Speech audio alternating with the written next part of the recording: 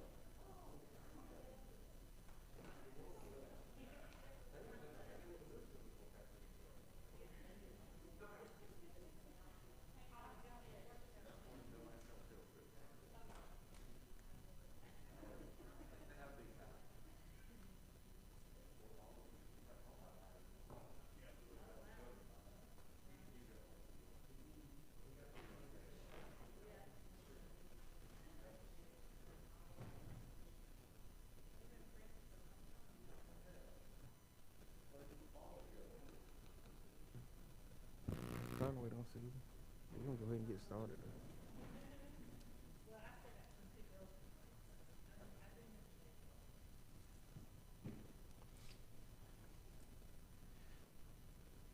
Where's she at? She making copies.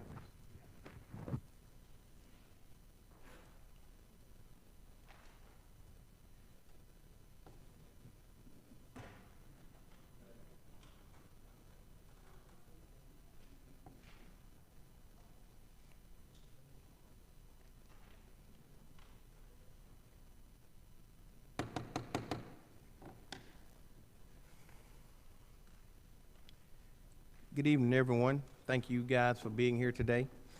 Today is February the 1st, 2022. We're here for our work session today about zoning. Thank you, Ms. Judy, for putting all this together. We're going to go ahead and now we're going to open up with prayer. As always, the Lord is not on here, but we're going to do it anyway. We're going to open up with prayer. Commissioner, would you want to pray for us? Thank you, Mr. Chairman. Everyone will bow their heads, please. Heavenly Father, thank you for this day, and thank you for another opportunity to come together and do the county's business. We ask that you guide us with strength and wisdom and discernment. We ask all these things in Christ's name. Amen. Amen. Amen. I'll lead us with the pledge.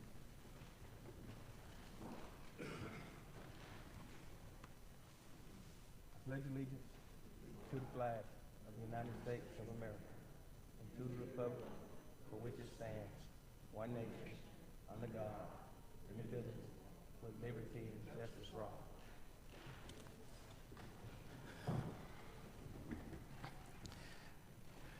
Ms. Judy, you want to come on up?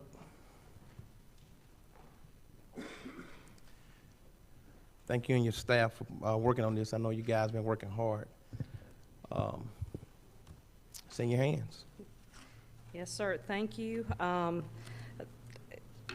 It is an undertaking anytime that we do amendments or if we do work sessions because we have a lot of regular items that take our time as well. But this evening, the purpose of tonight's work session is I need to get an open dialogue with the commissioners for you to tell me what is it that you're expecting specifically for our residential density, so then we can take that back and work them into amendments.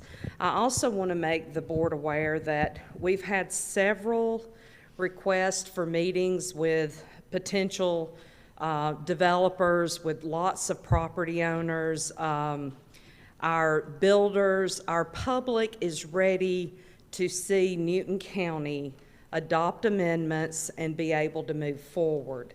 I think that they have also requested to see if they might be able to get time in front of the board as well. So you hear from staff, you obviously hear a lot from your constituents, but I think that it's also fair to represent the other side of this process, which are our developers and our builders. So I do want to let you know that several have reached out and they have asked if they could be a part of the process. So tonight, we do have some agendas on the table over here. The PowerPoint presentation, if anyone wants a copy of it, they're welcome to email me for that, as well as some of the maps that we're going to be going over this evening. Some of the maps, when you print them out, especially in a size that our copiers can print out, obviously you can't zoom in to the roads or so forth. So again, I have higher density maps or higher pixel maps in the office that if anyone wants a copy of. So tonight, let's start with the very first off the cuff. What is zoning? Our zoning is an exercise of our local government's police power. When a property is rezoned, it is a legislative act which is taken on by, for us, this Board of Commissioners. Zoning designations then define the use and development of a property. You have different kind of zoning districts. You have residential districts, which is what our focus this evening is going to be about. You also have commercial and industrial districts. And then you have special districts, which may be a rezoning for a planned unit development or a community-oriented residential development. And overlays are also special districts that are outside of just your base zoning. Again, for the purpose of tonight's work session, we're concentrating on residential allowances. Let's start with defining what our residential uses can be. If you are a single-family lot for Newton County, that is defined as a single-family dwelling detached, which is a dwelling unit on an individual lot unattached to any other dwelling unit. That is what we have the most of in this county, are single-family lots. We also, in our ordinance, allow for multifamily. Multifamily would be defined as attached dwellings, a dwelling that is separated from another dwelling by a common party wall or a party floor or ceiling. Attached dwellings include two-family townhouses, multifamily. It also could include, two-family are also known as duplexes. You have, some areas have triplexes, they have quadplexes. It also could include condominiums. So anything, any type of development that is either attached together in some way, either like apartments could be attached on the sides and above. Your townhouses are attached by a common wall between them. Duplexes and so forth would be attached by a common wall. So I went through our current residential zoning districts, and I put it on this table. If you're zoned A, that's an agricultural, that's a 10-acre minimum. That is our most restrictive as far as size of any of our zoning districts. Then the next zoning district, we have AR, which is agricultural residential, and it is a 1-acre minimum, and we're not going to get into watersheds just yet, but the base zoning says it's a 1-acre minimum. You have rural estates, which is a 2-acre minimum. You have R1, R2, and R3 that are triplets, more or less. There's not enough difference between each of the zoning designations that part of staff's proposal would be to combine them into one district, because again, there's just not that much difference. But right now, if you were zoned R1, R2, or R3, if you're on a septic lot, your minimum lot size would be 25,500 square feet, or 0.58 of an acre, just a little better than half an acre. If you are on sewer, in R2, you could go down to 0.57. That's not a big difference, but if you're on sewer, you could go down to 0.57 of a lot. And if you're in R3, you could go down as small as 0.51, which is right at half an acre. We also have zonings that, we don't use these a lot. These were some of our zonings that we inherited from former ordinances, but we have what's called an MSR district. In that district, you find a lot of those down at Lake Jackson. You find a lot of them where sometimes abutting the cities, but on those, you could do, on septic again, 25,500 square feet is the minimum lot size by the state for a septic tank, not by Newton County, but the state for a septic tank. But if you had sewer, you could potentially go down to a 15,000 square foot lot, or about 0.34 of an acre. If you are in DR, which is dual residential, single and two family, again, your septic is 25,000 square feet, or 25,500 square feet, and you could be as small in for a duplex lot of 7,500 square feet per unit. So that would be 15,000 for a two-family unit there. RMF, which is our multifamily, which I think causes us the most concern at times, because these need to go where our sewer is located, and a lot of our areas that have existing sewer also have some of our infrastructure concerns such as road network. Are the schools going to be able to take in enough students? Do we have enough fire houses in the area to be able to get a good ISO rating? But on multifamily, the base ordinance would allow 8 units per acre. And again, when you say 8 units per acre, remember that apartments are going to be built up. So its footprint is not going to take up, or its impervious surface will not take up a lot, but certainly the number of dwelling units would be a lot for a single acre. Then we also have a mobile home subdivision designation. Again, these are some that we have inherited. I don't know that we've done one zoning since I've been with the county from 2003 for a new mobile home subdivision or a mobile home park, but they are in our zoning ordinance, and someone could potentially ask for it, or they have existing zonings. So a mobile home subdivision means you can place a mobile home, but you own the land that your lot is on. That's a subdivision, and that you have to have 10 acres overall for a new development, but each lot you carve out could be about 15,000 square feet. For a mobile home park, that means that someone could develop a park, but you're just renting the space. You don't own the land, you're just renting the space to park your mobile home there. And that, again, you need 15 acres for a new development, 12,000 square feet per unit. So vacant acreage zoned for I'm sorry, let me go back because I did not touch on the overlays. So in the Alman overlay, I will say the Alman overlay, when it was created, allowed for the most density.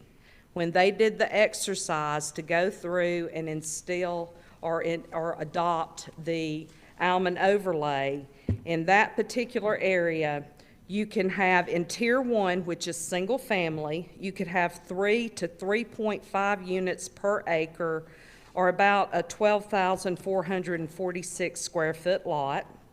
In Tier 2, which is the most intense, it allows for single family, multifamily, townhomes at 10 units, 15 units, and 20 units an acre, and points back to a different section in our zoning ordinance for these densities. That is something that staff definitely wants to look at. I think that our ordinance moving forward would be easier for the public to understand and for staff to be able to explain if we have all of these requirements for certain districts located within that specific zoning district, instead of it being scattered in 5 or 6 different places in the ordinance, and staff and a developer just hopes that we've looked at every section that is applicable. The other thing, in Tier 3 of the Alman overlay, in Tier 2, while it does allow for the intense 10, 15, and 20 units an acre, it is primarily designed for mixed use or for commercial. It does allow for residential, and that's what we tend to get the most requests for. In Tier 3, you could do 3.5 to 5 units per acre, or potentially a lot size of about 8,712 square feet.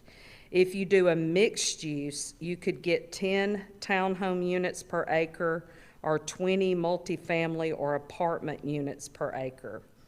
In the Salem overlay, your minimum lot size is 14,520 square feet. In Tier 2, the same minimum lot size. However, if you do standalone townhomes and you have the correct zoning, you could do up to 3 standalone townhomes, or if you were doing it in mixed use, you could do up to 7 townhomes per acre. If you're doing multifamily, you could do 8 standalone with the proper zoning, or 10 units with a mixed use. In Tier 3, again, the 14,520 square feet for single family, 3 standalone townhomes with the right zoning, 7 mixed use, or 8 standalone multifamily with the right zoning, or 12 in a mixed use. In the brick store overlay, the requirements for single family point back to the underlying zoning. In Tier 2, single family is not allowed. However, you could get 4 units of loft density, and that requires a lot density for mixed use, or it requires a cup for townhomes. In Tier 3 of the brick store overlay, again, single family is not allowed by right. You would get 6 units of lofts density, and it requires a cup if you're doing townhomes. What I would propose is to take each of our overlays and to make sure that each of them were applied across the board to the same restrictions and allowances. You do have in each of our overlays, there is the ability to have sewer. There's also research done in the past through the comp plans and so forth that has shown these areas to be primed for development. So again, we will be doing our comp plan throughout this year, but it's been identified for years that these areas are primed for development. So going over to our vacant acreage, and I did these by commissioner districts. So this is going to show you the vacant acreage that currently does not have some type of structure or home. Overall, in our A zoning, we have about 21,422 acres. That is a 10-acre minimum unless someone came forward for a rezoning. They could not get a smaller lot size than that. In AR, we have about 24,325 vacant acres. RE, we have about 194 vacant acres. And let me pause right there for a moment. The same as staff has suggested taking R1, R2, and R3 to a single district, staff would propose to combine the AR and the RE into a single district because there's just not a lot of rural estates for it to be a standalone district, and it probably makes more sense to go under AR. In R1, we have 481 vacant acres. In R2, we have 2,240 vacant acres. In R3, we have 345 vacant acres. In MSR, we have 225 vacant acres. In DR, which is that like a duplex, a dual residency, we have 7 available acres. There is no current available acres in RMF, which is multifamily. So if someone wanted to do multifamily and it wasn't in an overlay, and we'll talk about that in a minute, but if they wanted to do multifamily, there is no more available land currently zoned. So someone would have to bring a zoning petition before this board to establish a zoning district that would allow for apartments or multifamily. We have 6 available acres in the mobile home subdivision. And in our cords and PUDs, we have a total of 331 available acres. So overall, minus the 10-acre lots, we have about 28,156 available acres that could be potentially developed for residential. The next map is our commissioner district, and I know each of you sitting up here knows where your district is, but for the sake of the public, I kind of wanted them to have an idea. The large area that kind of slopes around the bottom is District 1. Your area that is intense and purple with a lot of density is District 2. Your part that's going to run along your western property line right along I-20 and north is going to be District 3. District 4 is centralized with the city of Covington and the city of Oxford and a little bit of outlying there. And District 5 does a very unique north of I-20 and then comes down to the central part of the county. And the next 5 maps are maps of vacant land. This is not vacant residential land. This is all the vacant land that's at least 20 acres or more. So this would be District 1's available acreage that is at least 20 acres or more that does not show some type of structure on it. This is District 2's available acreage that does not show some type of structure, including residential and non-residential. So some of this could be zone commercial. This is District 3. It was very unique to try to get this district onto one slide. But as you can see, the areas highlighted in that Pink Panther purple there is the areas that are 20 acres or more. District 4 has a nice little slice of available acreage. And District 5 has a good bit of available acreage as well. And again, these maps are available. If someone would like a copy, I can email it to them, but they were just too large to enhance better than here for you to follow the parcels themselves. So the next slide is showing our watershed map and our district commissioner map. A lot of times there's questions about why are certain watersheds viewed differently than other watersheds. In every district except for District 2, there is one or more protected watersheds that go back and require under our watershed ordinance that 2-acre minimum. I will say that the Cornish City Pond and Cornish Creek are our drinking watersheds. Bear Creek is still being preserved at this time in case in the future if the county needed to have another watershed, another reservoir. I would say our drinking watersheds at all costs should be highly protected.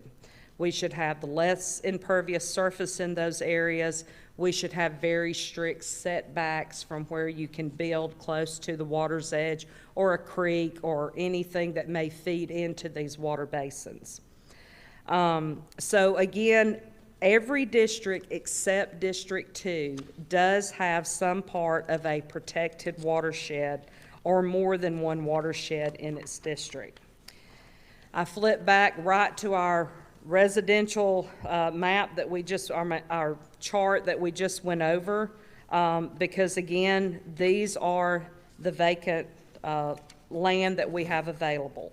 So staff would recommend leaving the A district alone. It's 10 acres, we'll leave it alone.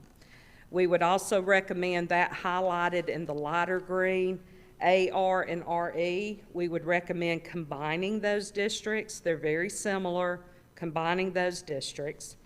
R1, R2, and R3 that are all in the yellow, we would recommend combining those 3 districts as well. And the other districts we would suggest leaving alone. Going again back to our table that talked about our minimum lot size based on the zoning district itself, the base zoning.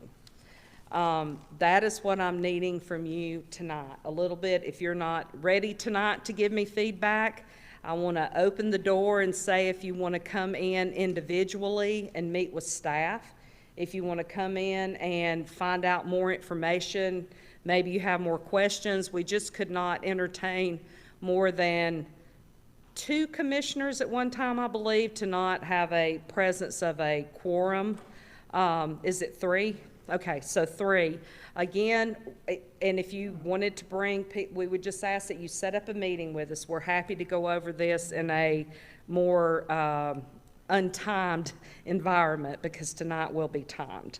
But again, looking at the districts, I would say what I would like to have is clear direction, certainly by the end of next week from this board, as to what do you think those minimum lot sizes should be.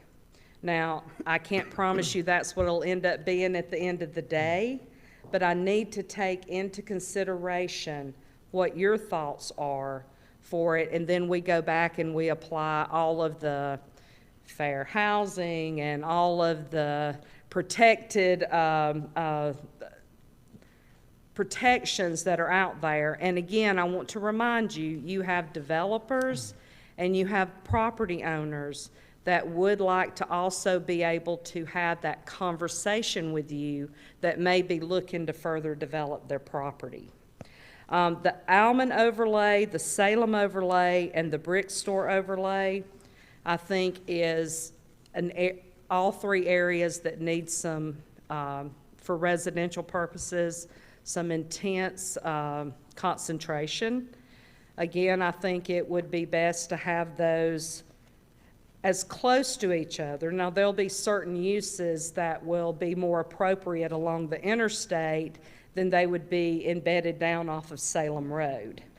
There may be different uses that may be more applicable toward a college town than might be in the Almond overlay. So again, but overall, for residential purposes, I would like for us to try to make those as close to each other so it makes it simpler for the public to understand and for staff to be able to explain and to justify why we have those specific zoning districts. So what do you envision for your district? Not just your district, what do you envision for the community as a whole? People have the right to develop. We also have the right to set guidelines and regulations.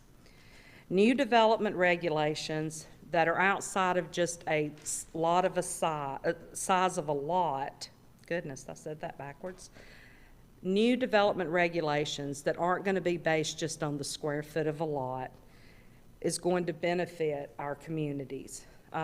Staff has proposals for homes for side and rear entry garages to potentially have in areas where you could have a smaller lot size.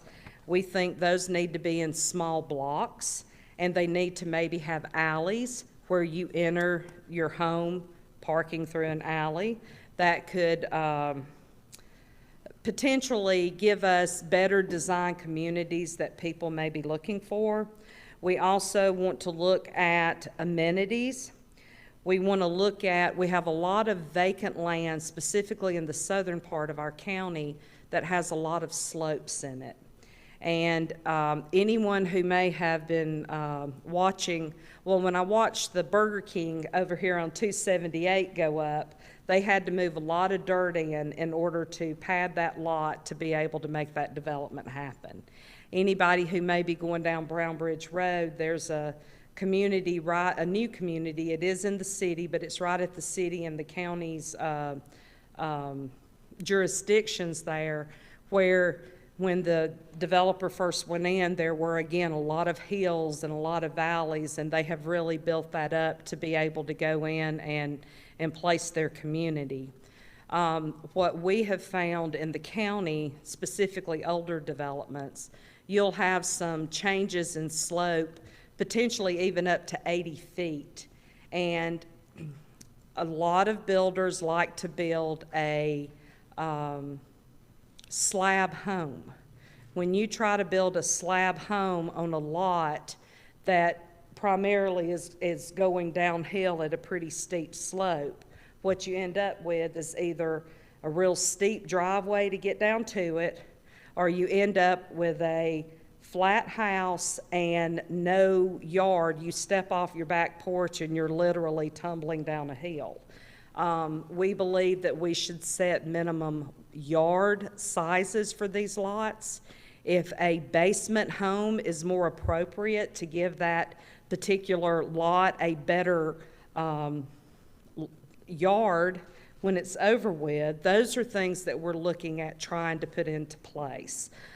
So we don't have houses where when we get our first little freeze or our first little snow here, and everyone is scared to drive up or drive down into their driveway. So again, we're looking at, it's going to preserve more land.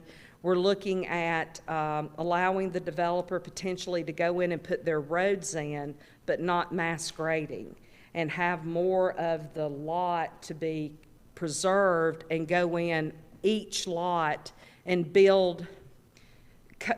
It is not custom build, but it would be custom to that lot. They wouldn't just go in and take down 30 acres and then just you've got houses lined up in a row. It would leave a lot more of its natural environment there. Watersheds, we kind of touched on that earlier. Should all of the watersheds be treated the same? And I have certainly given you my honest opinion of our drinking watersheds, but I think that it may be time to go back and reevaluate the recreational watersheds of Yellow River and South River. You know, are we protecting them enough? Are we protecting them too much? The same way with the Alcovy River. Are we protecting it enough? We're part of these water basins that come from the north and continue on through the south. So our watersheds are extremely important, but we need to decide, is Lake Jackson an appropriate place? And I will tell you, if you asked any BZA member on our board, we have so many requests for variances at Lake Jackson because we apply our riparian buffers across the board for 150 feet setback from the lake. A majority of your existing lakefront lots on Lake Jackson maybe only have 150 feet.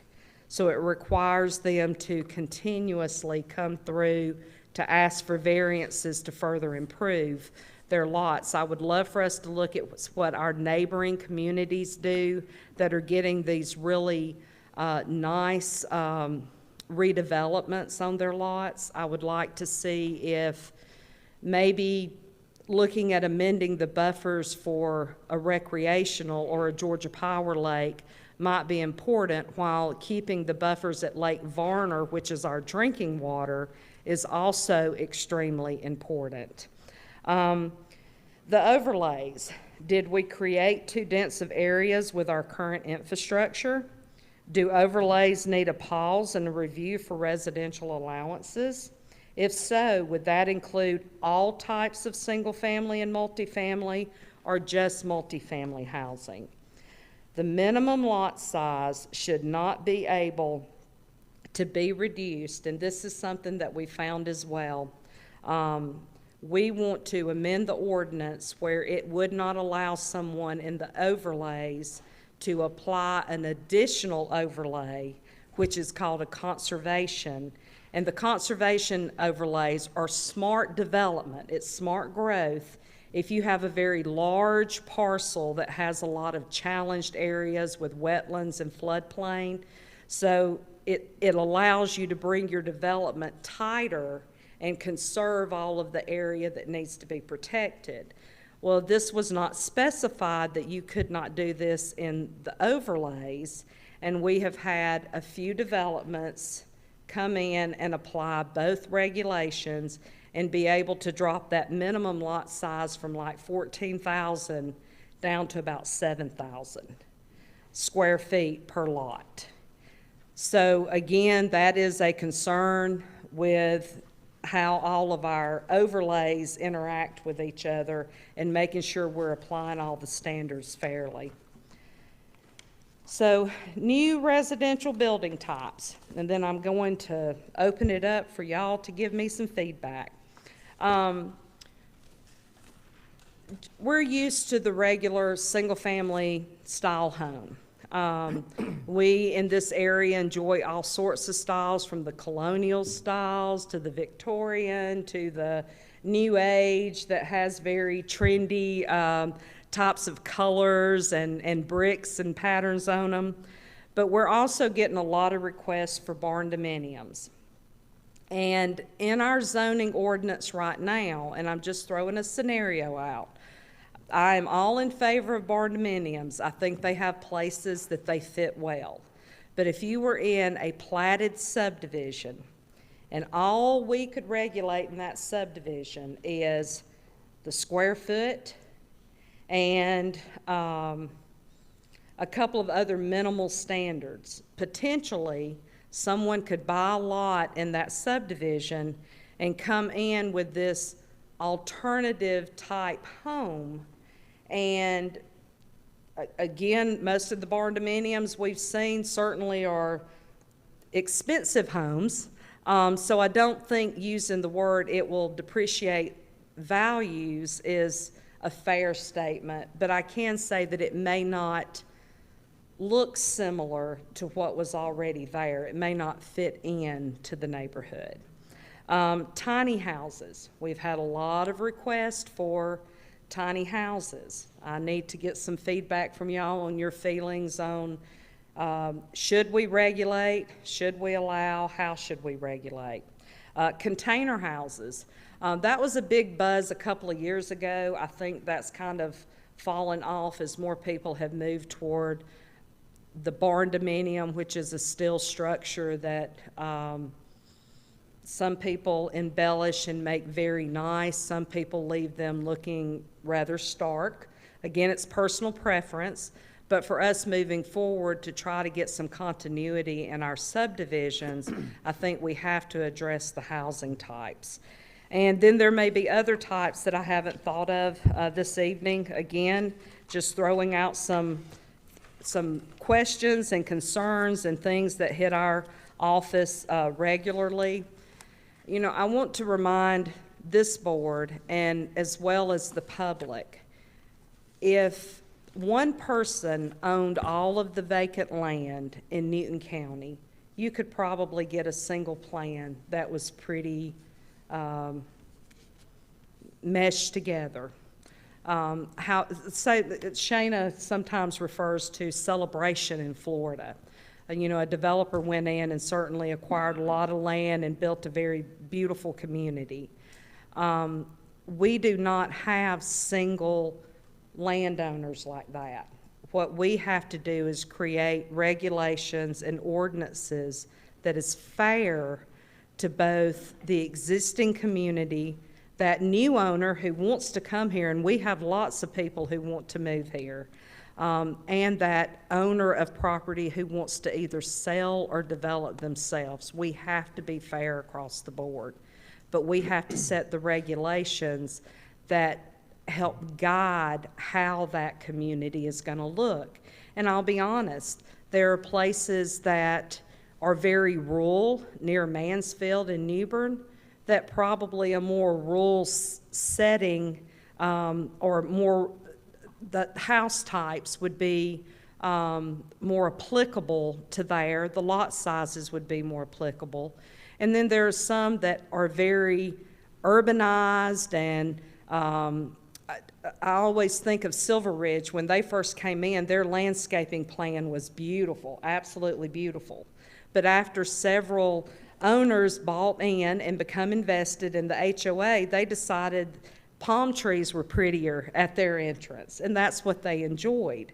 So again, we're a melting pot. We have a lot of different thoughts and ideas, but at the end of the day, it's going to come down to, what does this board want?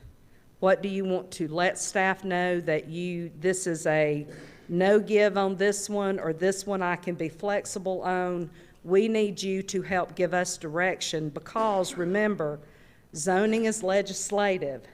So once we adopt this, our office is over there saying we're doing what the Board of Commissioners have instructed us to do. So you have very important jobs. We appreciate all of your time and your input, but right now we are truly seeking input and asking you to be open to hold conversations with both constituents, but also constituents are people that may be builders in our areas, real estate people in our area, developers, you know, that are interested in our area. be open to both those sides of the conversation so you make a educated decision on what is best for our community. So thank you for your time. Questions? Thank you, Judy, and your team for putting this together. Commissioners, any questions? Commissioner Sanders? Thank you, Judy, for this presentation. One of the things I suggest, I know you said have a meeting or a town hall with developers, but there needs to be a workshop, an open meeting with the citizens of Newton being able to speak to you as well, and the commissioners telling you what they would like to see in their communities, because they are the taxpayers. They're the ones that live in the community. We do as well. So they need to hear, you need to hear as well what they want. I'm getting a lot of feedback all the time, you know, in District 3. I'm gonna get a feedback, they're gonna tell me. Walkable and bikeable neighborhoods is what they want. There's so much density in District 3, all the homes are just thrown in District 3. We are the community that probably has the 8 homes on an acre. I can go outside and touch my neighbor if I stretch my arms out. So we need to have a workable plan that's across the board for Newton County, not in certain districts. They can have a certain amount of acreage, and in certain districts, you get 8 homes on an acre. So it needs to be fair across the border, even with the overlays. It needs to be fair across the border, because people in more of the capacity areas, the more intense areas, want to have a urban type rural feel as well. They don't want to hear their neighbor next door playing their music because the walls are so thin and we're so close to them. I can actually hear my neighbor every time he plays his beat machine. So nobody wants to have that in their homes. They want various things as well. Also, there needs to be a limitation of how many homes go into a subdivision. I can tell you from experience, there are almost 800 houses in my subdivision with 1 entrance, which is a hazard. It's an emergency situation. So we need to look at those issues as well as public safety, because that's a huge issue. If we have a catastrophe, how are these people going to exit out of that subdivision without getting hurt? So we don't think about that when we build. So we need to put all those in place, as well as stipulations when developers build certain amount of certain amount of entrances. You got to have those entrances various ways they can get in, they can get out of their homes. You can't have people stuck in their houses. That is a huge issue over in District 3 that needs to be corrected ASAP. A very huge issue. You were speaking on amenities. And I only can speak for my district, I can't speak for the other commissioners.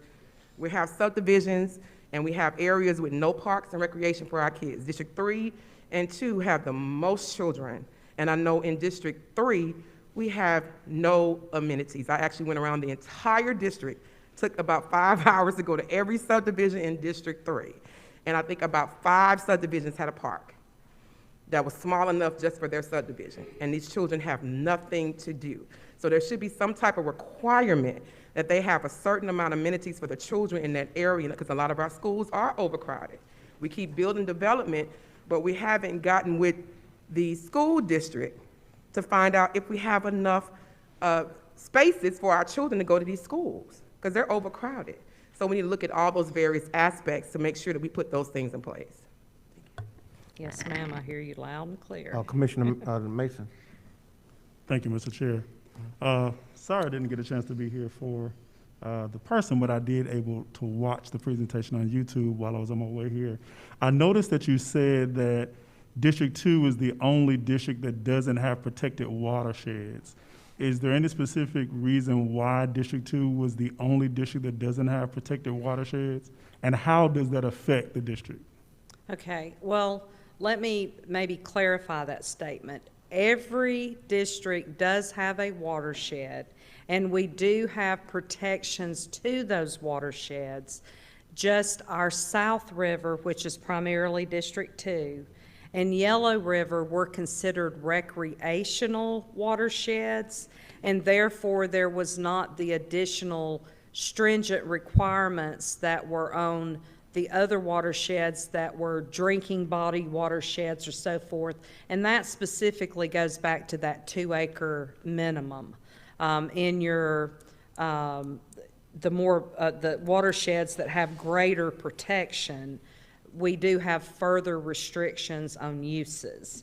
So again, we adopted these in 2003.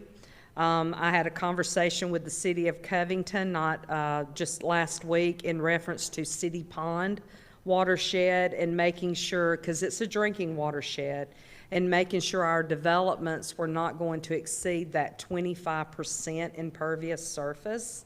It was very important to them. Now, a good bit of City Pond falls in the city, but we do have areas up near the Maryvale Assisted Living and some of our other developments that fall in there as well. So, and they were even pointing back to the requirement that when we adopted these watersheds, these are also based on EPD's regulations. So again, I was not here when the watersheds were originally adopted, but what I can gather from going back and reading information, it appears the recreational watersheds did not meet the same restrictions as the other watersheds that may feed into someone's reservoir or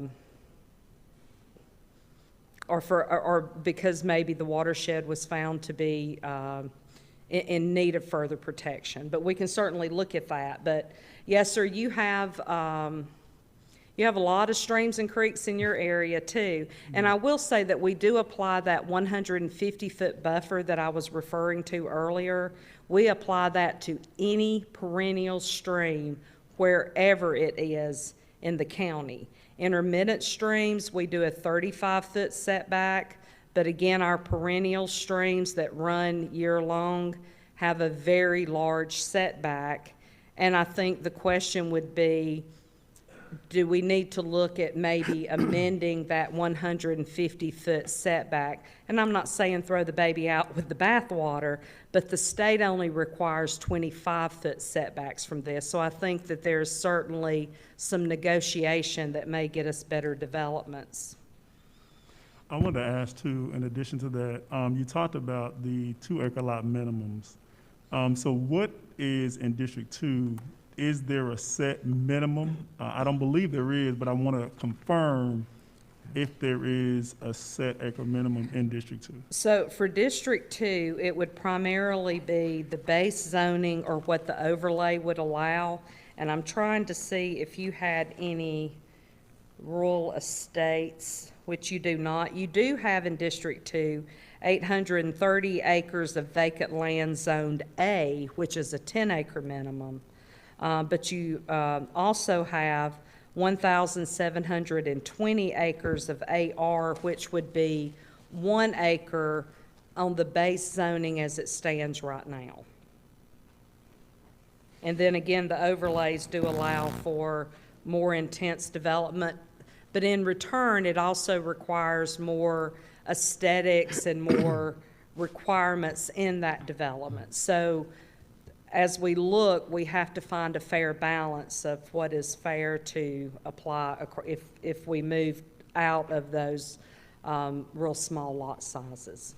Sure, and I would like to take you up on your offer and To come coming and down, meet. sitting with you one-on-one, having that conversation to really kind of review the District 2 as a whole and how we can kind of strategically put together a plan when it comes to the recreation, the retail, the residential. I do have some constituents. I just had a meeting last week that really want to incorporate some additional retail down off in the area of Brown Bridge and 212 and 212. 20, that Yes, area. and 20 Yes, in sir. that area. And so I had a conversation with them last week. We're even looking at how we can actually develop more in a retail in that area. So I kind of really want to sit down and have a one-on-one with you to kind of figure out how, from a strategic perspective, how that's going to look overall within the district. So Yes, sir. I definitely want to take you up on that offer. Thank you. Thank you. Sir. Commissioner Henderson. Thank you, Ms. C. Have we set up any meetings as far as with the public, the property owners, some the developers, and the ones who you know, who may have somewhat of a stake in it? it just, for me, and I say this time and time again, so it's nothing new. I said that I just don't believe that somebody who owns, say, 100 acres, 50 acres, and I don't even own nowhere close to that. I own maybe a third of an acre, which my house sat on. Having paying taxes for their properties, and then they said, well, you know, I want to sell it and maybe make me a profit. And it seems like, from the opinion from the folks that I've spoken with, say y'all just taking that away from us. So, you know, I look forward to the conversation, the meeting, and I believe we all can talk, you know, very respectful, one at a time, one to another, about the people who own property, about the people who want to develop property, and we should hear them out. I mean, we just can't just close the door on them and say, this is what we believe. We want to hear, this is a community. We want to hear what all our peoples in our community have to say. And I believe that the sooner we can set this meeting together, hear them out, and I understand we're going to vote the way we want to vote, probably going to say what you want to say, but it has to be a meeting between us and the people whom we represent. And so I guess this is to the chairman. Are we having is there a meeting set up before we make this decision so that we can hear from the public? No, sir. We actually got another work session that we are planning before we even attempt to make a decision. But I do have a question for you. Do you know what our neighboring counties, what are the minimum lot sizes? I guess that would be something that this board would need to know. That way people won't say, hey, they won't let us do it in Rockdale, they won't let us do it in Morgan, we'll go to Newton. So can you kind of help us with that? Yes, sir. We will make sure we have had those numbers in the past, and we'll make sure that we get an update. So any of the counties that actually touch us, we will make sure that we have their density allowances and their lot sizes. If I could complete my thought in the end, you know, we don't represent Rockdale, we don't represent Jackson County, we represent Newton County. And the reason why we're up here is because the citizens of Newton County chose to take out their time and vote for us and put us up here. And I believe we have to listen to the people. I mean, I thought that's the reason why, let me put it my way. That's the reason for the season that we're up here, because of the people. And when we can't take out time to listen, I think there's something very bad wrong.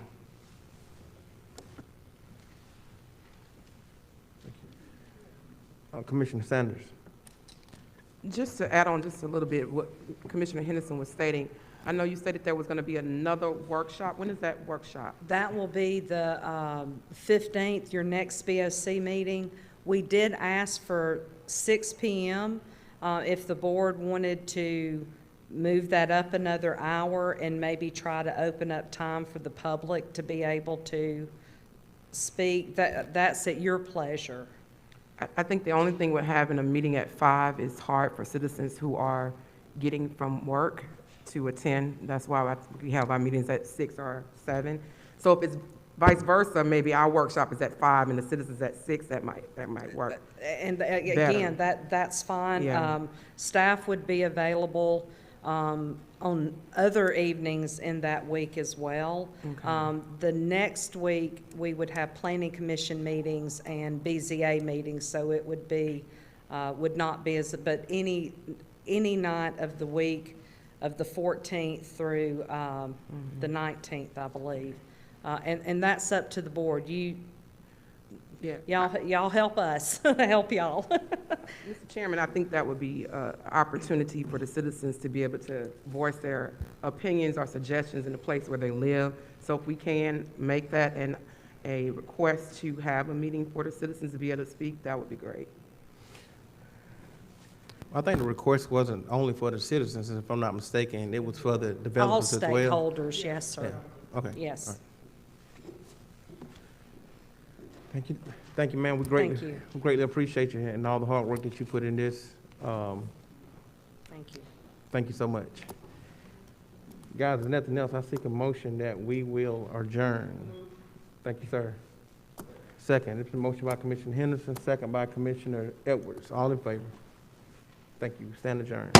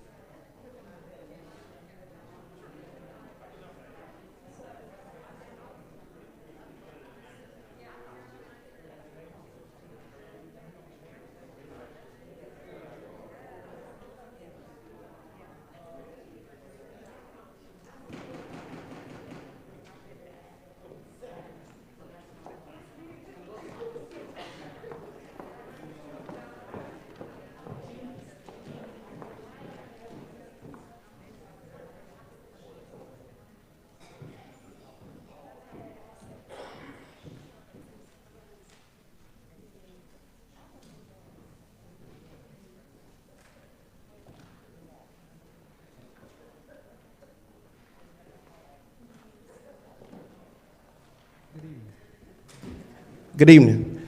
Thank all of you for being here today. Today is February the 1st, 2022. Our thought for today is peace cannot be kept by force. It can only be achieved by understanding. That's Albert Einstein. I'm going to go ahead and officially call this meeting to order tonight.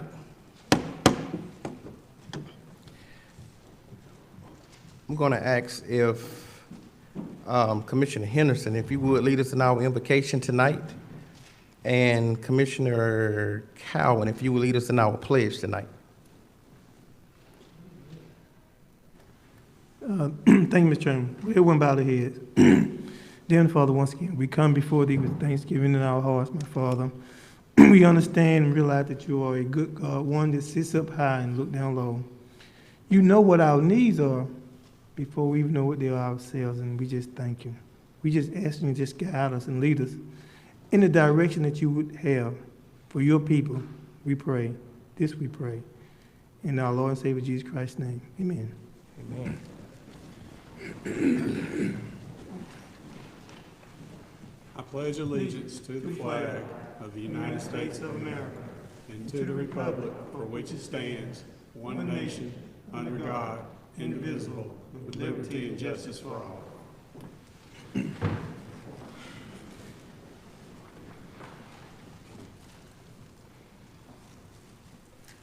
Thank you guys so much. Next, we had adoption of the agenda, please. I seek a motion. It's been motioned by Commissioner Edwards and second by Commissioner Mason. All in the discussion? All in favor? It passed 5-0. Next is citizens' comments. This is an opportunity we allow citizens to make comments about agenda topics only. You have 3 minutes to do so. About agenda topics only, you may come at this time. Please state your name and your address for the record, please.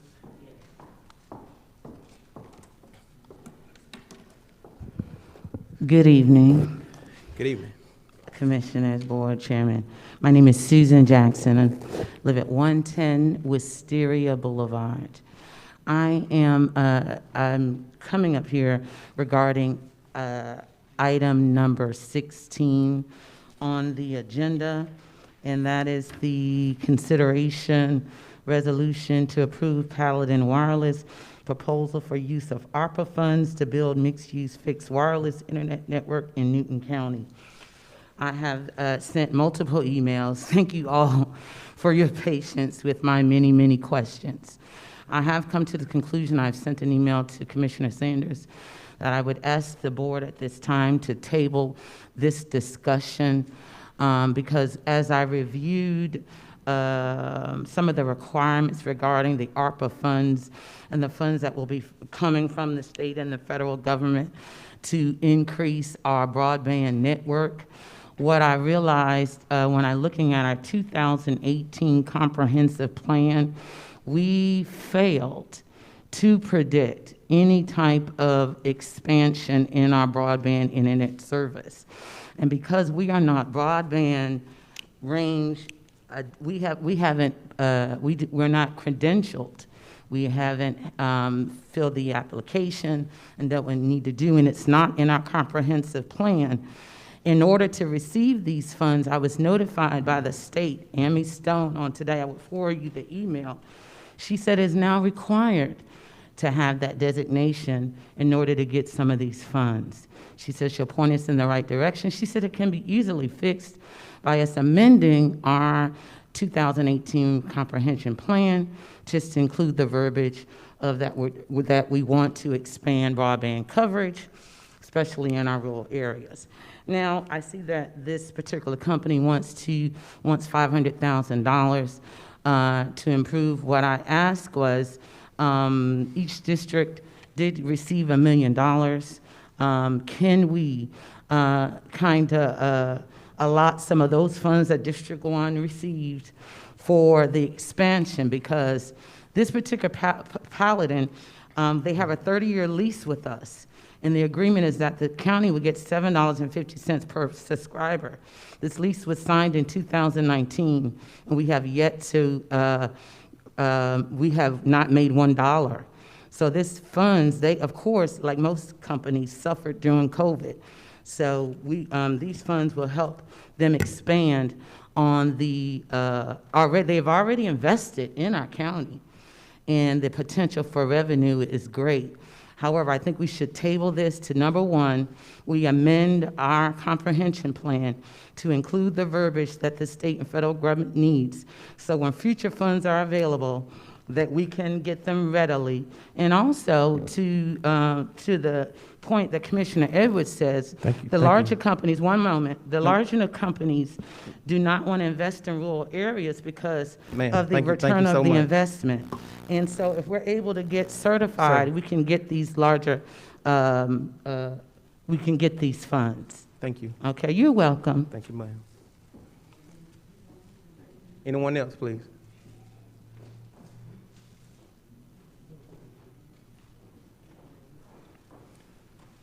Please state your name, your address for the record, please. Agenda topics only. Agenda topics only. Yes, my name is Donald Schreiber, 7149 High Lake Terrace. I'm here to speak on behalf of, as a veterinarian, to say that the proposed contract with Planned Parenthood, I think, is an awesome idea. It has greatly reduced the stress on me, on local veterinarians, because we do not have to deal with unneutered, unspayed animals. We do not have to deal with the consequences that are related to that. I would greatly appreciate you guys considering this contract. I have personally looked at it. I think it is a great idea. Planned Parenthood has been doing a lot of good work for us. I would like for y'all to approve that.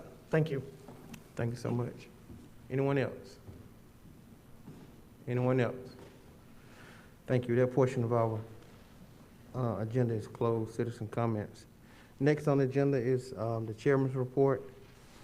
I just want to thank the seniors for all that they do.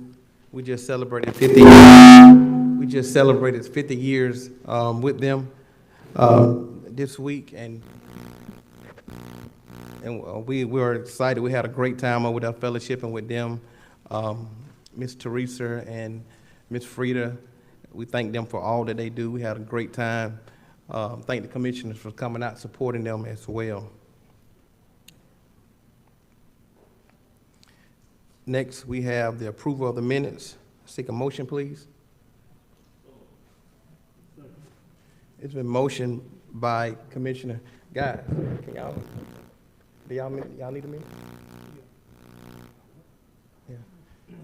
Can y'all step outside as we do this? Thank you. It's been motioned by Commissioner Edwards and second by Commissioner Mason. Any discussion? All in favor? It passes 4-0. Next is the regular agenda. Item number 10, Newton County Animal Services. Director Cindy Wyman is here with us tonight. Cindy, if you could come on up, please.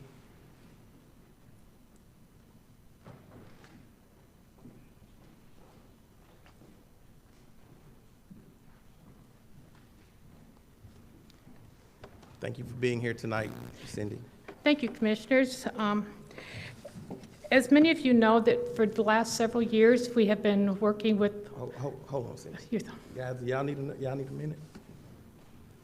Go ahead. Thank you.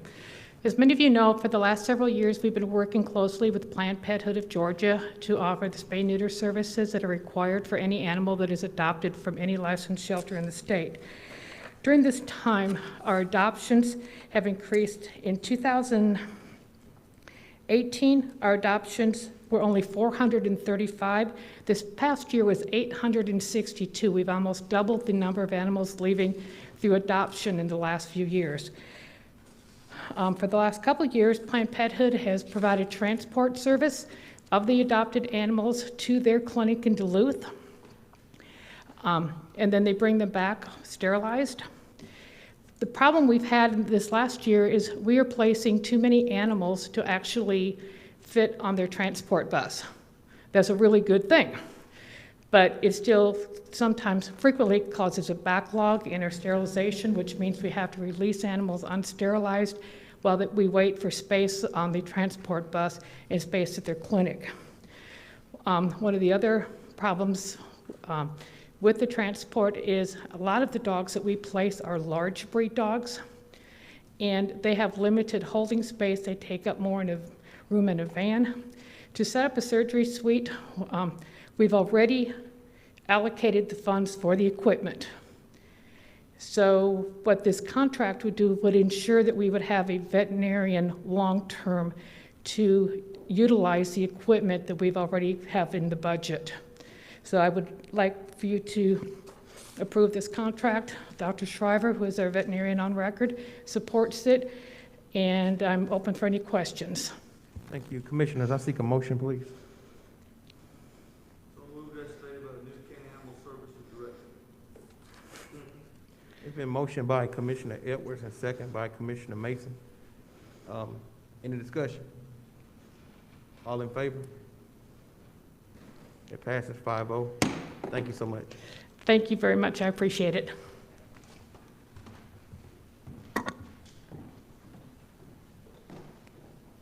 Next, the board discussion, consideration of Finance Director, Ms. Brittany White. Brittany, thank you for being here tonight.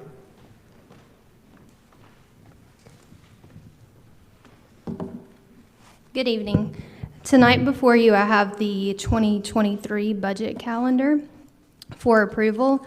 We've already started the budget process, so budget manuals have been distributed to departments. Munis is open for departments to go in and enter their budget. But I would like to draw your attention to the particular dates that the board would be involved in budget meetings. So the beginning would be our budget workshops that will be held pretty much all day from March 29th through March 31st. So those workshops are where your departments and your county appropriations come to present their budgets to the board. Then on April the 5th, we will have a citizens budget workshop from 5 to 6, and that'll be prior to a board meeting, I do believe. And then April 19th, we will have a BOC discussion from 6 to 7. That would also be prior to a board meeting. And then after that is when we will start rolling into our budget adoptions. So we will hold a special called meeting May 24th to present the budget.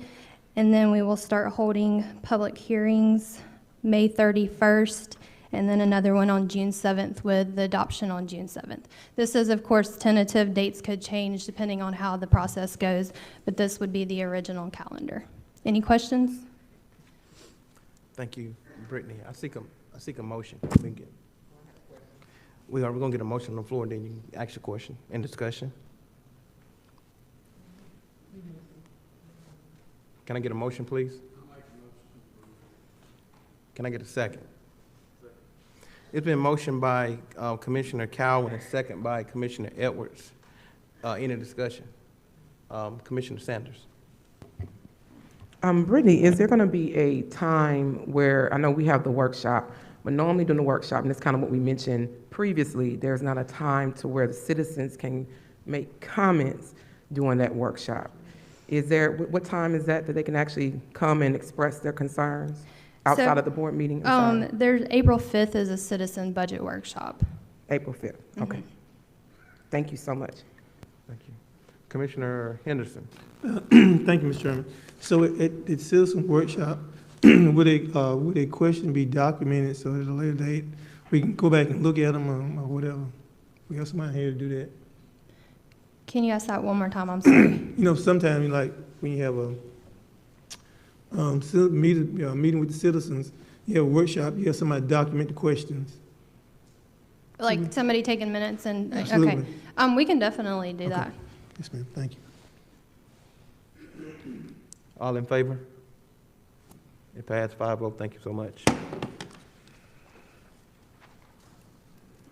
Item number 12, that's you as well, Ms. Brittany. Okay.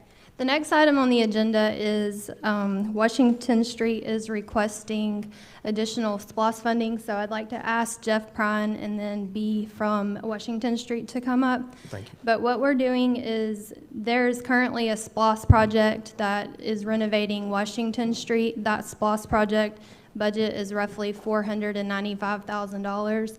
And they do need additional funds to finish their renovation, which includes kitchen renovations, fixture and furniture, and outdoor classroom, and electrical replacement. So the estimated cost of this is $400,000. And if you do approve this, we could fund this from the excess collections from SPLOST, because we are fully collected as of last month. So we do have around a year and a half worth of collections that we will have for excess.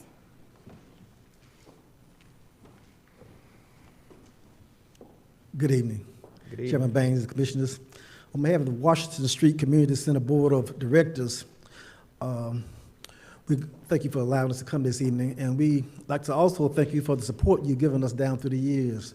The Washington Street Community Center has been in operation for over 30 years, and during that time, we've served all segments of the community. Right now, our students come from all areas of the county, and we present a lot of different programs. So I think there's no other program like it in the state, or not many like it in the nation, and I think we've been quite an asset to this community, and we have been good stewards over the resources that we've been given to work with. So we thank you for helping us with that. But our biggest challenge right now is that we are space challenged, and we are in the process of remodeling right now.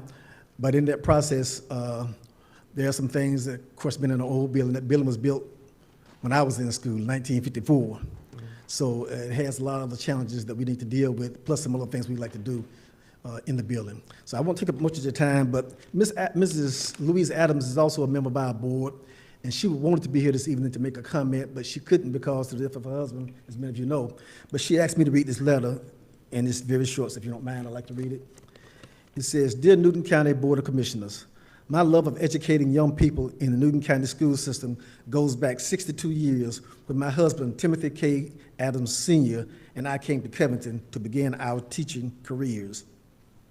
One of my proudest accomplishments in 1992, with the blessings of the Board of Directors of the Washington Street Community Center, was to start an after-school tutorial program for any child who needed help with homework. This program was under my leadership. Through the years, we've added activities from the Arts Association, Spanish language, leadership programs, nutrition programs, fitness programs, computer programs, instrumental program, music program that was taught by Mr. Adams, and many more programs. She says, I can't think of a better place for the Newton County government to invest an additional $400,000 to help improve the quality of education support for our most vulnerable citizens, the students and their parents at Washington Street Community Center. Thank you very much for your listening and even more for your consideration to help us develop literate citizens. Louise B. Adams, board member of the Washington Street Community Center." Thank you, sir.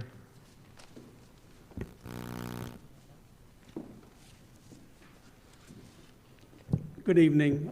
First of all, it is such a pleasure to work with this group behind us. They're just so easy to work with. They just are willing to work with a little bit and do a lot with it. What happened was when we first started designing this project back last summer, we did a complete analysis, and we had a fixed budget, and we prioritized the work and started down that path when working with you guys when we approved the contract with Sunbelt. But what we've uncovered since we started was the electrical system in that building was not up to code. And it was, matter of fact, it was very dangerous, and I'm very glad that we found it, and now's the time to fix it. But it entails a complete redo of the electrical system from the panel service in throughout the building. So that's part of what we're having to deal with. We also uncovered some additional roof leaks and issues in the building, just over, it's an old building built starting in 54. Really hadn't had a whole lot of major work done in it since the 70s and 80s.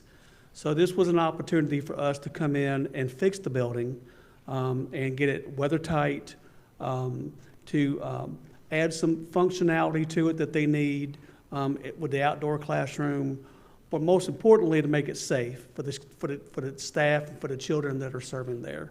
And I'd be willing to answer any other technical questions when we get to that point if you needed to. Thank you. Good evening. Good evening. Commissioners, Mr. Chairman. Good It's our evening. pleasure to be here to present before you guys this evening, but I'm here with a sense of urgency to talk about our need at Washington Street. As you all know me, I'm always willing to talk about Washington Street and the wonderfulness of that particular facility. It has been my pleasure, as well as those of the board and others on our committee, to work with Jeff. He has been astronomically wonderful. He's listened to all of our concerns and needs, and he's tried to at his best, give us the best. And we want to thank you guys, because none of this would be possible without the support from our county commissioners. Now, what we discovered as we began this project back in November was that the building, although it's old, I mean, it's really old, folks. It once was an old school building that sat up on that hill abandoned and just left as a blight to the community for a number of years until some concerned citizens decided to give it back to the community. They also decided that they wanted it to be an educational facility for kids, a productive place where children can come when school is out. And I like to think that we've lived up to that commitment for our community by serving hundreds and hundreds of kids to go through our doors. Right now, though, and we were so delighted to have been recipients of the SPLOSH. However, our SPLOSH funds had to be used for infrastructural kinds of things. The roof, which you all have been well aware of, for a while has just been a terrible nightmare. We now have an opportunity for that to be, it has now been fixed to the point of it'll last for another 20 years. According to the engineers and the people who've come to inspect and see the building, report that Washington Street has good bones.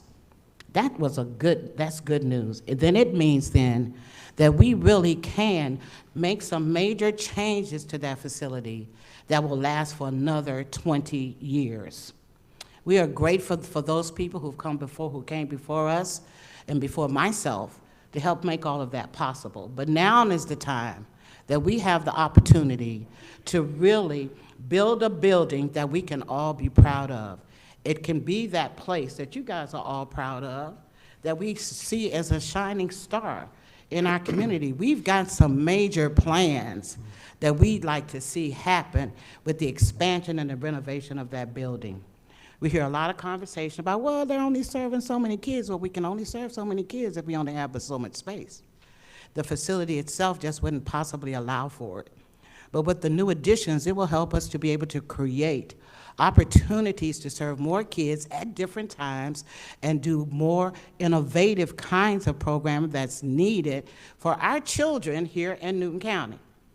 When I think about all the growth that's taking place down in Stanton Springs, then I see it as opportunities, not only for our kids and their future, but for their parents' future. We want to be a part of making those things possible for all citizens here in Newton County. So it's with those things, and we are going to, right now the building is being equipped so that we can have internet service. Everybody in the building at one time on every side of the building. We can have internet services. Our kids can really be about the 21st century learning. We need to have these things done so that we can, in fact, continue to provide the kind of quality programming that also allows us expansion, but in the meantime, it also allows us to help become sufficient for ourselves. It'll allow us to help to create and build our children to be participating members of their community, while at the same time being prepared, as well as helping their parents be prepared. There's no reason why they shouldn't be applying for those jobs down there in Stanton Springs. We shouldn't have to outsource our jobs to people outside of our community when we have an opportunity to help them ourselves. It's our dream that we can collaborate continuously with our local schools, colleges, and institutions to help us so that we can also provide workforce training, work readiness programs. There's a lot that we can do with the building that sits all day, and it's only available for school children after school.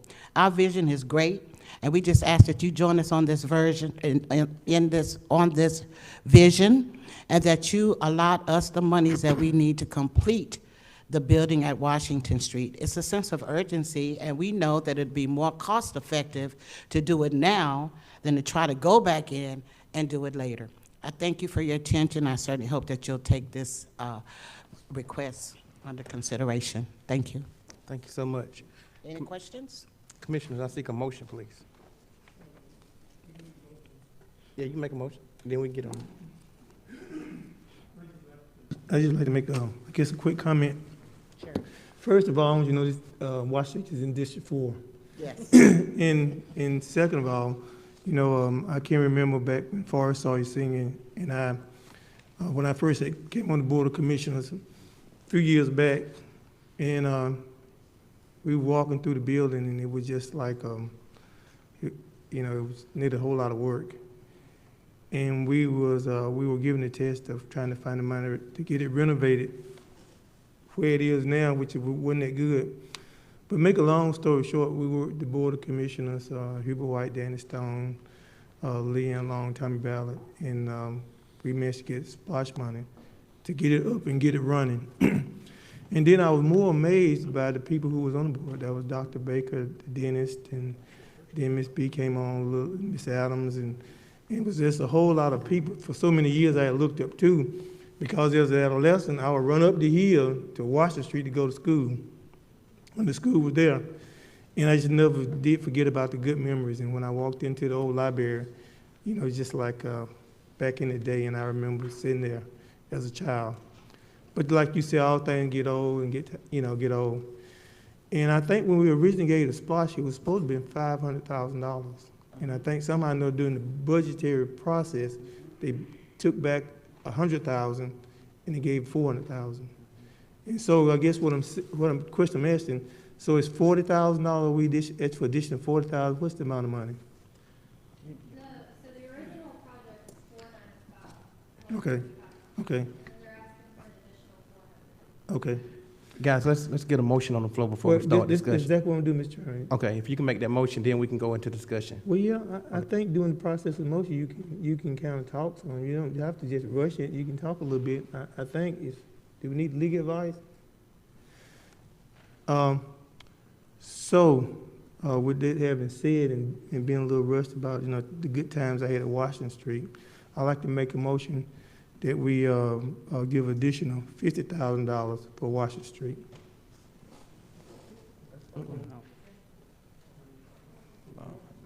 $400. I'd like to make a motion to give $450,000 to help with the renovation of Watershed Street. Can you state the motion to be, No, it's excess fund. can you state the motion to be 400,000, Commissioner? Thank you, sir. I have a question for Brittany since I said that. How much excess cash do we have ever collected for Splash? Right now, this will be the first month of excess collection. But, so technically, right now, we don't have, but we estimate about 21 million. Okay, so I don't think there was too much to ask, especially all it wasn't coming out.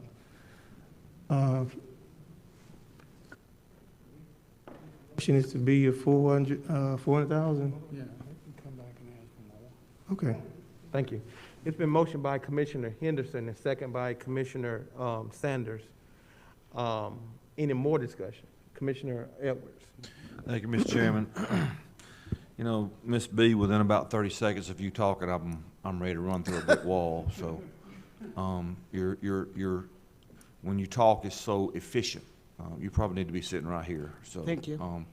I have no doubt that this money will be used to further the good things and the good works I hear from Watershed Street Community Center. And thank you so much for coming before us and asking. Thank you. Thank you, Thank Mr. you. Chairman. Thank you. Anyone else? All in favor? It passed 5-0. Thank you so much. Thank you, guys. Thank you.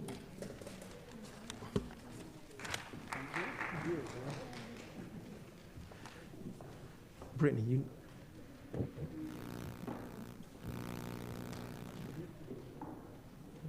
Thank you. Thank you, Brittany. Item number 13.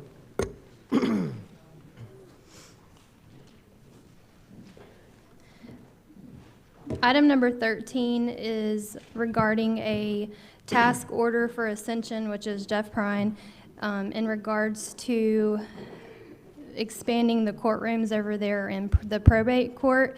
And the funding from this would come from capital improvements, where we had set aside some money for the judicial courtroom expansions for audio and things like that. So if you have any technical questions, Jeff would be the better one to answer those.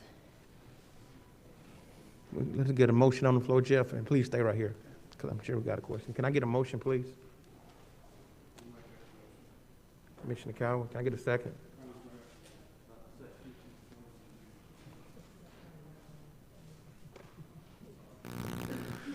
I make a motion to approve the task order C11 for Ascension Program Management Services in the amount of $38,750. Second. It's been motioned by Commissioner Cowell, and second by Commissioner Henderson. Any discussion? Any discussion? Just a quick question, just a Commissioner- quick statement. Commissioner Cowell. I do know that the probate court is out of room. They are packed. I'm over there a good bit, and there's just not enough room in there.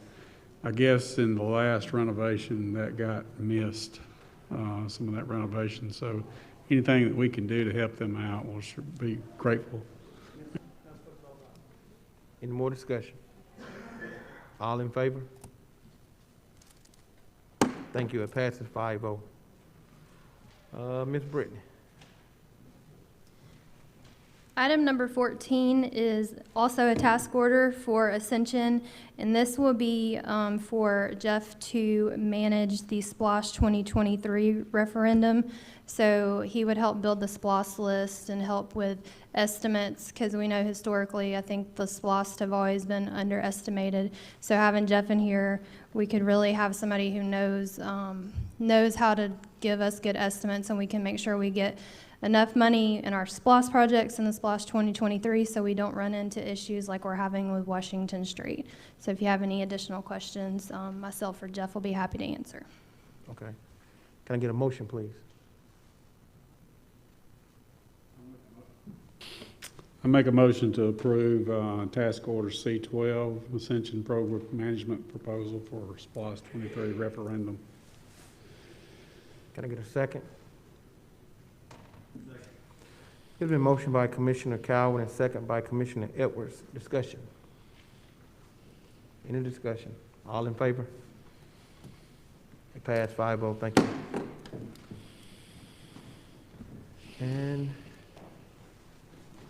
item number 15, board discussion and consideration of resolution R020122, authorize agreement with Salvation Army for management and distribution of ARPA homeowner rental assistance.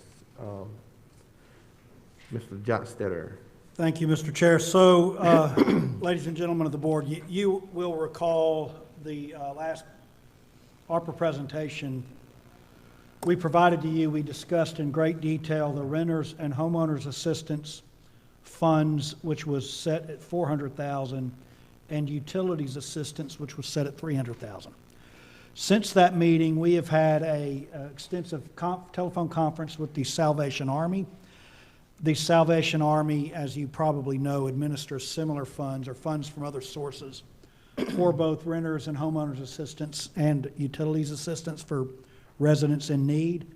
And this resolution would authorize an agreement with the Salvation Army for them to administer those funds on your behalf.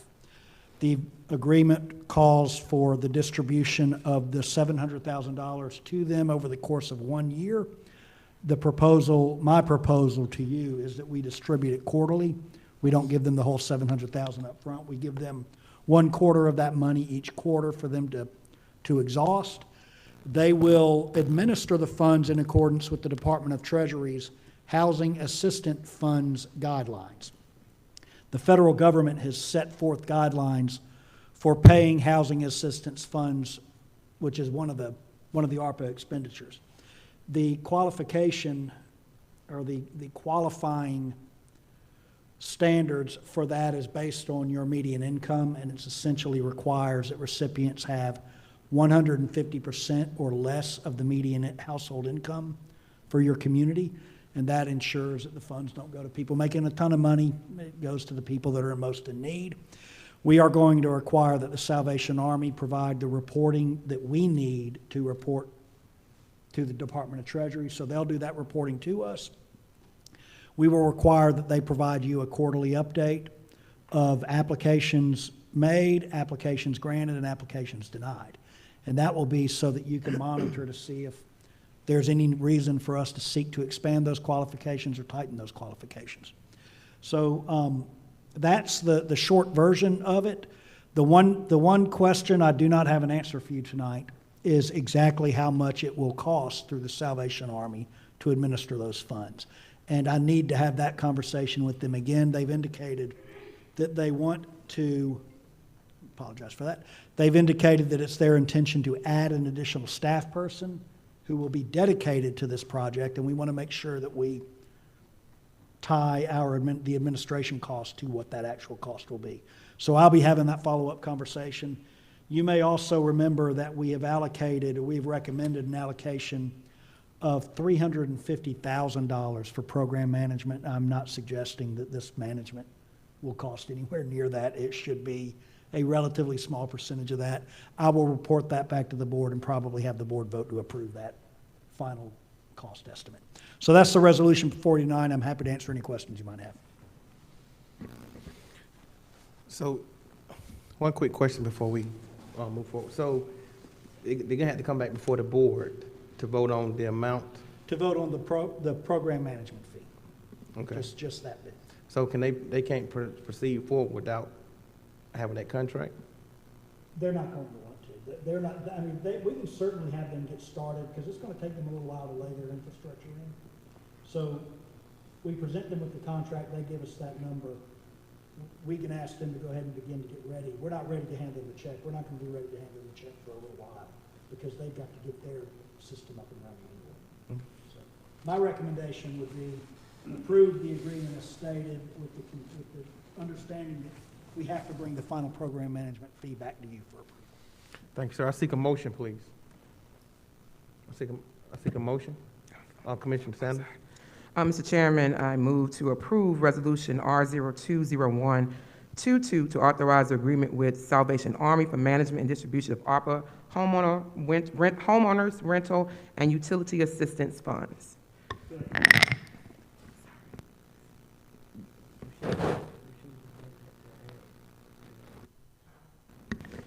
In the amount of $700,000 and subject to administrative fees. Thank you. A second.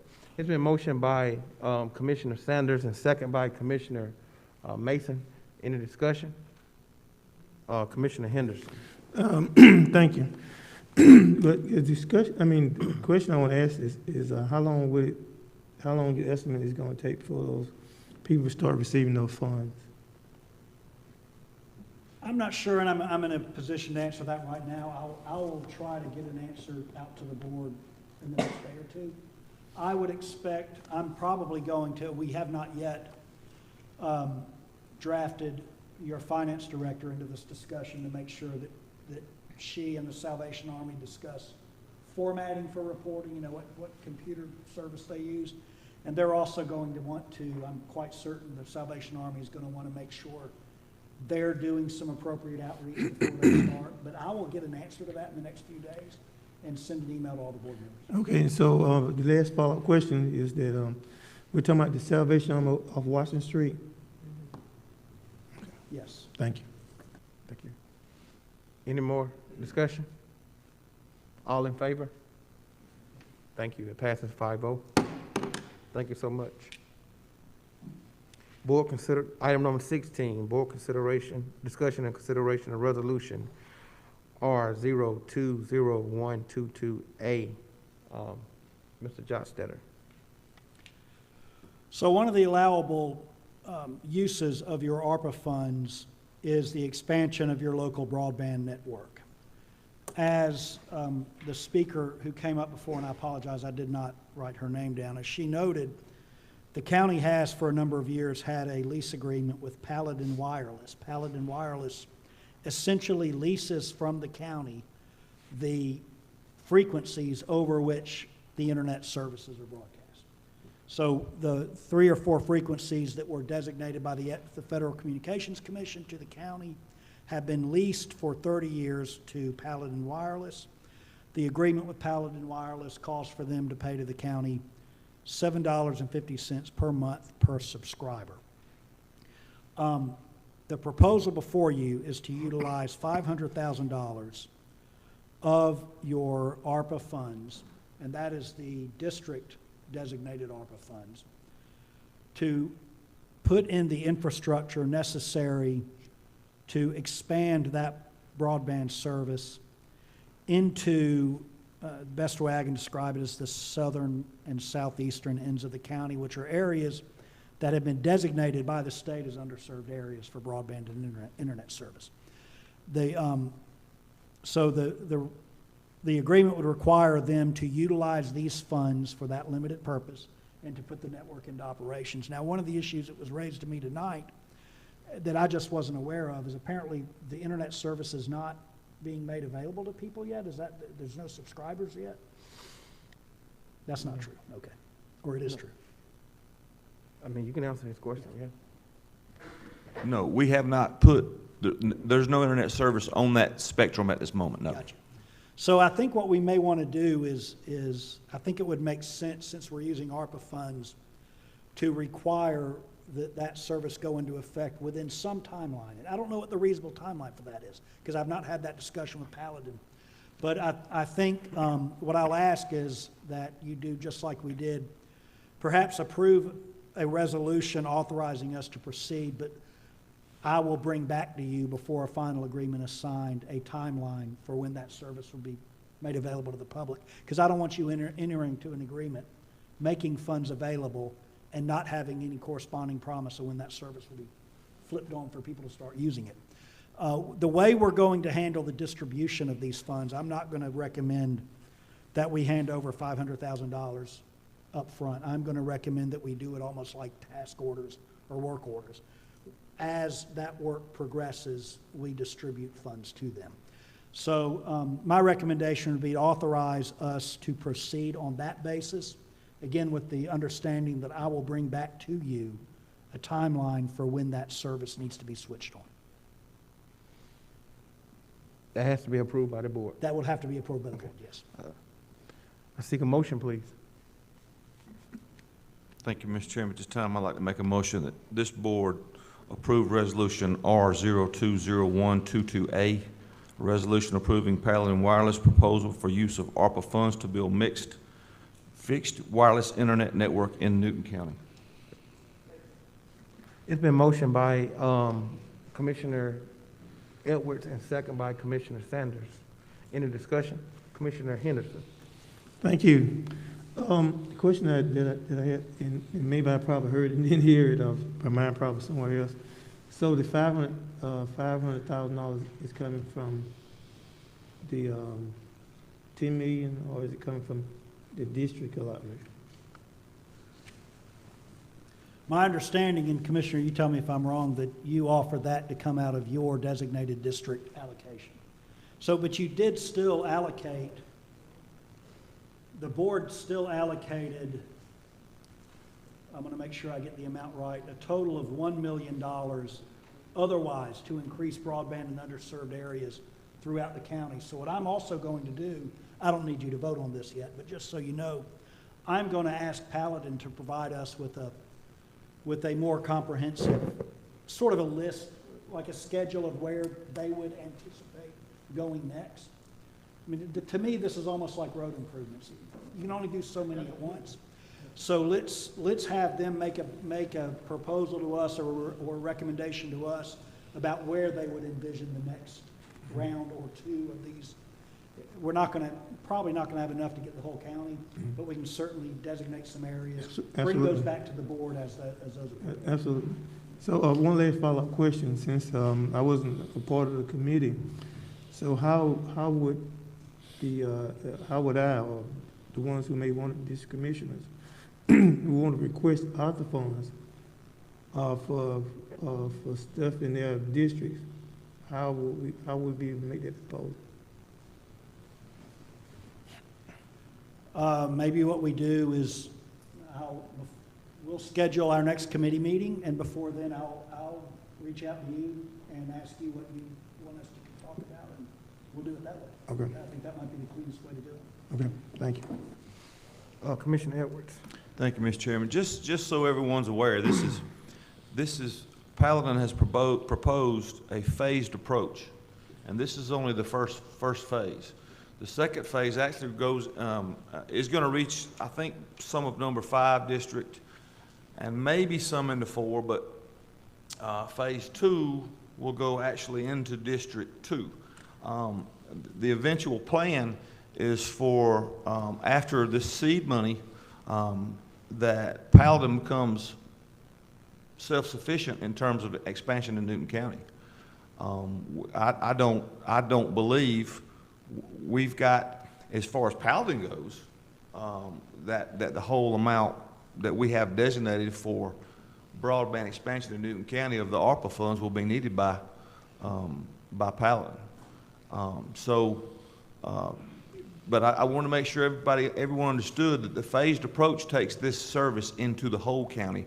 It's just the first phase is to the unserved, the people of the county, the citizens of the county that don't have internet now, or vastly underserved. So, thank you, Mr. Chairman. Thank you. All in favor? Pass 5-0. Thank you so much. Next on the agenda is alcohol license.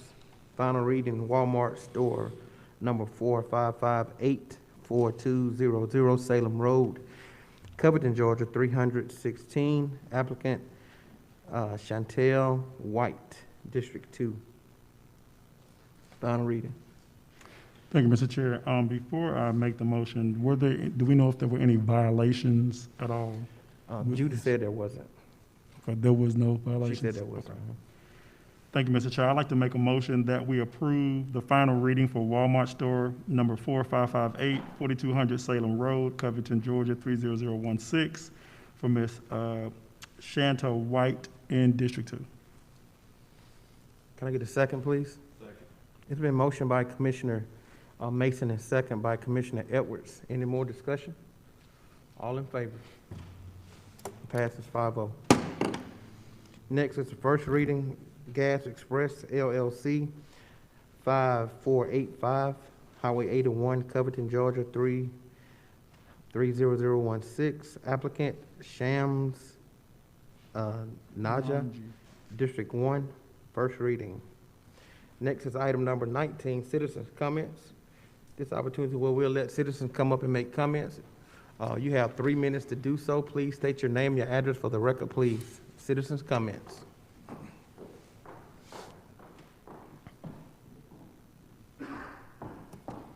Hello again. Good evening. Susan Jackson, 110 Wisteria Boulevard. Thank you so much regarding that Paladin. I think it's very necessary that our underserved communities have access to internet service. Our children need it. However, my comments are regarding Judy's presentation, Ms. Johnson's presentation regarding the overlays. I took a look at our 2018 comprehensive plan. I really would suggest the board take a look at that. It needs to be revamped and amended. Of course, we're in a precarious situation. We do not have a county manager at the time who could do that. However, what I've noted, this is what, I just want to read to you the description that's in our county comprehensive plan for Salem, where I am. It says it's a loose connection of disconnected residential subdivisions developed in 1970. Okay, so it describes the schools and everything there. Now, the implementation strategies for this area, this is what you proposed in 2018 to integrate the 3 school complexes in the area surrounding the residential neighborhoods to encourage pedestrian access to the sites and co-locations of public facilities, to promote new development that emulate the positive aspects of the community, and promote moderate density traditional development style subdivisions. That right there, put a note in it.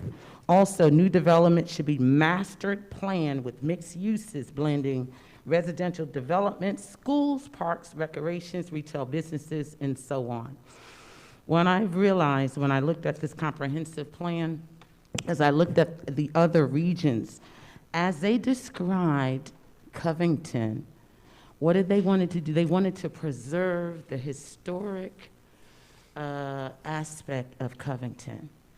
The reason why I moved to Covington, it reminded me of my small town I grew up in, with beautiful trees, with big, large oak trees line the sidewalks with Victorian houses and so on. Wraparound porches. You know what you see on Clark Street, that type of aesthetic. That's what attracted me.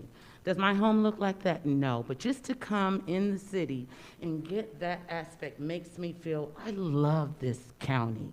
I love that historic look. So I want to say to the county, as you review what Judy was mentioning, okay, I think we need public hearings because what we want is smart growth. And in the smart growth plan, there's something called complete streets. In the comprehensive plan, you have it here. It says it. You want to do complete streets. We need to implement that. And also, in order to have a wealthy and a prosperous county, the tax base is what's important. The number one, the richest county is Forsyth County. I'm sure you may have some people here who live in Forsyth County. The richest county in the Georgia. You know why? They have a high tax base. We want to attract in our overlays an aesthetic that matches our historic Covington. So you understand what I'm saying? I want to stop the building of the traditional development and get the aesthetic of the historic. What that will do is attract a higher tax base household that's attracted to that aesthetic. You understand? So when you have a higher tax base, then we have a higher revenue. That's and then I'll be sending y'all some further emails. Thank you. Thank you so much. Anyone else?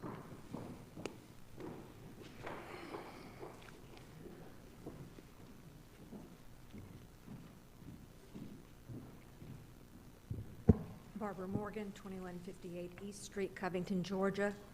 The announcement of the Rivian electronic vehicle plant landed here a few weeks ago. It is breathtaking in both its opportunity and its challenge. And I would like to see and I would like to know how this county is going to respond. Thank you, ma'am. Anyone else?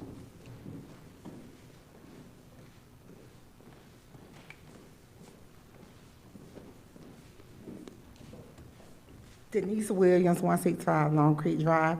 I want to come up and make a comment to Commissioner Henderson. The last couple of meetings, I noticed that you have been saying that you was concerned about how much the county attorney was being paid to sit in on the interview process and different things. But I just want to let you know that I have spoken with commissioners around the surrounding counties of Newton County, and this is what I'm bringing back to you so you can take it for an educational piece. They do not let the county attorney sit in their meetings during the interview process. What they do is they have HR and they have the commissioners sitting in on the interview process. They also stated that they have a membership with ACCG. So with that being said, if they have a membership with ACCG, they can pull a member from ACCG in to sit in on the meetings, and that would eliminate paying the attorney costs. Okay? And my second thing I would like to say is that When I came up and spoke to Commissioner Mason, it was not to attack you. It was just saying that we need representation in District 2. So if you took that as an attack, that's not what I came up here to do. I was just saying that we did not have any representation that day at that special call meeting. So I wanted to put that on record and be clear about that. Because when I came over to the annex building, when I stepped out the elevator along with several other citizens, we heard you say that you didn't want to be a part of the drama. So it's not what anybody said or heard, it's what we heard from you. Thank you. Anyone else? Commissioner Edwards. Thank you, Mr. Chairman. Just like to say to the other commissioners, thank you for the support on the wireless stuff. I think our entire county is going to benefit from that. So I just want to say thank you for that, and hope everyone has a good evening. Thank you, Mr. Chairman. Commissioner Mason. Thank you. Commissioner Sanders. Mr. Chairman, if you don't mind doing this with me, my Madam President of the Covington Area Alumni Chapter is here. You assisted me with getting the proclamation, and we had to go virtual because we had so many attendees for the event, and we didn't want to be super spreaders. So I did present the proclamation, but they never got a picture with both of us. Do you mind doing that during my time? Our Madam President of the chapter is here. No, can we do it after? Yes. We can definitely do it. Okay. All right. And that was all I had. Okay.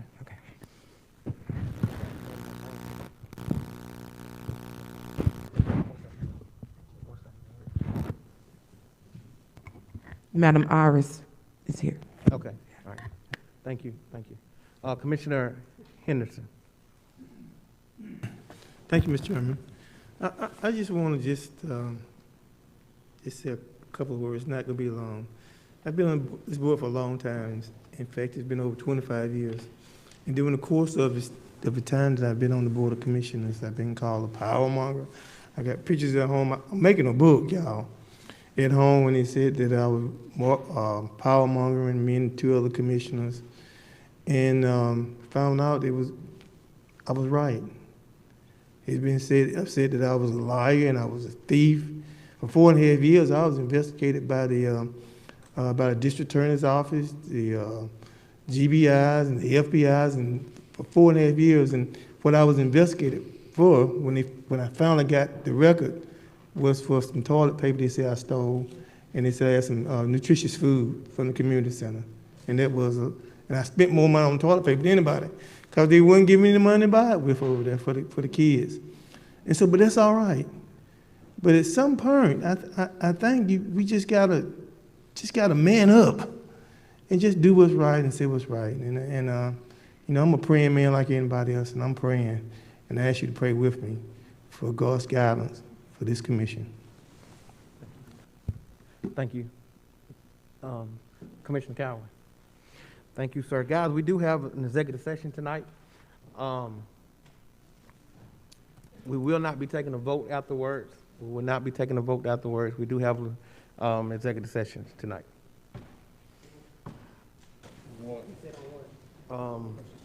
Yeah, personnel. Okay. Personnel.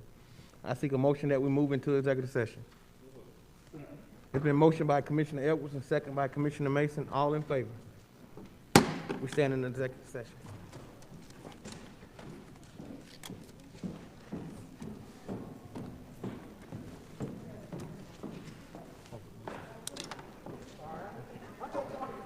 All right.